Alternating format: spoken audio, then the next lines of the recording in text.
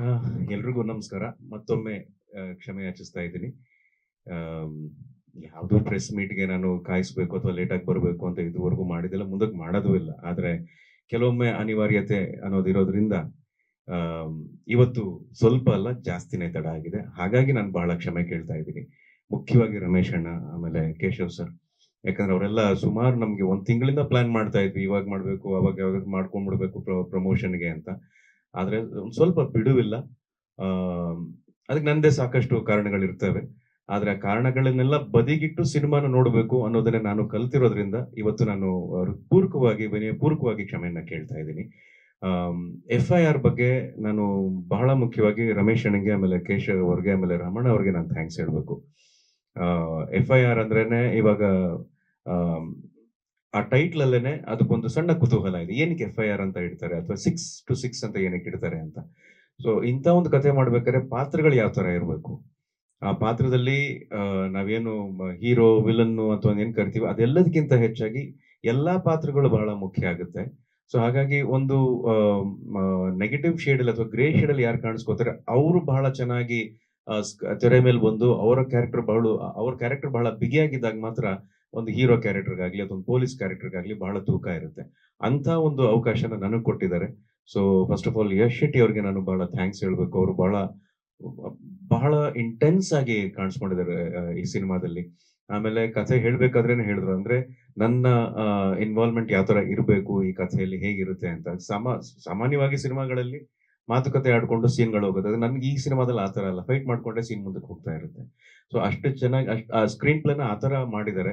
ಆಮೇಲೆ ಥ್ರಿಲ್ಲರ್ ಮಂಜು ಮಾಸ್ಟರ್ ಇರೋದು ನನಗೊಂಥರ ಪುಣ್ಯ. ನನ್ನ ಜೀವನದಲ್ಲಿ ಸಿಕ್ಕಿರೋ ನನಗೆ ಪುಣ್ಯ ಅಂತ ನಾನು ಹೇಳೋದಕ್ಕೆ ಇಷ್ಟಪಡ್ತೀನಿ. ಯಾಕಂದ್ರೆ ನಮ್ಮನ್ನ ಬಹಳ ಚಿಕ್ಕ ವಯಸ್ಸಿಂದ ಬೆಳ್ಕೊಂಡು ಬಂದಿರೋದನ್ನ ನೋಡಿರುವಂತ ನಮ್ಮ ಗುರುಗಳು ಥ್ರಿಲ್ಲರ್ ಮಂಜು ಮಾಸ್ಟರ್. ಮಾಸ್ಟರ್ ಯಾವ್ದಾರ ಸಿನಿಮಾದಲ್ಲಿ ಇದಾರೆ ಅಂತ ಹೇಳಿದ್ರೆ ನಮ್ಗೆ ಅದು ಫೈಟ್ ಸೀನ್ ತರ ಮಾಡಲ್ಲ. ಮಾಸ್ಟರ್ ಯಾವ್ದೋ ಒಂದು ಸಾಂಗ್ ಸೀನ್ ತರ ಮಾಡ್ತಾ ಇರ್ತಾರೆ. ಆರಾಮಾಗಿ ತಮಾಷೆ ಮಾಡ್ಕೊಂಡು ಸ್ಟ್ರೇನೇ ಕೊಡ್ತೇನೆ. ಅದು ಬರೀ ನಮಗೆ ಅಂತಲ್ಲ, ಯಾರಿಗೂ ಸ್ಟ್ರೇನ್ ಕೊಡಲ್ಲ. ಹೊಸಬರಿಗೆ ಯಾರೋ ಫೈಟ್ ಮಾಡಕ್ ಬಂದಿರ್ತಾರೆ, ಅವ್ರಿಗೂ ಕೂಡ ಒಂದು ರೀತಿ ಅದನ್ನ ಹೂವನ್ನ ಮ್ಯಾನೇಜ್ ಮಾಡಂಗೆ ಮ್ಯಾನೇಜ್ ಮಾಡ್ತಾರೆ. ಸೊ ನಾನು ಅವ್ರಿಗೆ ಸದಾಕಾಲ ಚಿರಋಣಿ ಥ್ರಿಲ್ಲರ್ ಮಂಜು ಮಾಸ್ಟರ್ಗೆ. ಅಂಡ್ ಅಫ್ಕೋರ್ಸ್ ನಮ್ಮ ಬಾಂಡ್ ಇದ್ದಾರೆ. ನಾವು ಬಹಳ ಪ್ರೀತಿಯಿಂದ ಬಾಂಡ್ ಕರೀತಾ ಇರ್ತೀವಿ. ಅದು ಇನ್ನೂ ನೆನಪಿದೆ. ಹಾರ್ಟ್ ಬೀಟ್ಸ್ ಅಲ್ಲಿ ನಾವು ಕೆಲಸ ಮಾಡಿದ್ದು, ಅವ್ರ ಜೊತೆ ಕೆಲಸ ಮಾಡಿದ್ರ ಅನುಭವ ನನಗೆ ಈಗಲೂ ಅಷ್ಟೇ. ಆ, ಆ, ಅಂದ್ರೆ ಬಹಳ ಹೊಸದಾಗಿದೆ. ಯಾಕಂದ್ರೆ ಅವ್ರ ಯೋಚನೆ ಅಷ್ಟು ಹೊಸದಾಗಿತ್ತು, ಅವರ ಎಕ್ಸಿಕ್ಯೂಷನ್ ಅಷ್ಟು ಹೊಸದಾಗಿತ್ತು. ಅವಾಗ ರೇಗಿಸ್ತಾ ಇರ್ತೀನಿ, ಯಾವಾಗ ಮಾಡೋಣ ಹಾರ್ಟ್ ಬೀಟ್ಸ್, ಆವಾಗ ಬಡ್ದಿದ್ದು ಹೃದಯ ಇನ್ನೂ ಬಡಿತಾನೆ ಇಲ್ವಲ್ಲ ಅಂತ. ಬಟ್ ಅಫ್ಕೋರ್ಸ್ ಮಾತುಕತೆ ಇರುತ್ತೆ, ಪ್ರಯತ್ನಗಳಿರುತ್ತೆ. ಮುಂದೆ ಕೆಲಸ ಮಾಡ್ತೀನಿ. ನೀವು ಕೂಡ ಆಗ್ಲಿ ಅಂತ ಹೇಳ್ಬಿಟ್ಟಿದ್ದೀರಾ. ಸೊ ಅದಕ್ಕೆ ಬೇರೆ ಆಪ್ಷನ್ ಇಲ್ಲ ಅಂತ ನಾನು ಅನ್ಕೋತೀನಿ. ಹೌದು, ಹೌದು.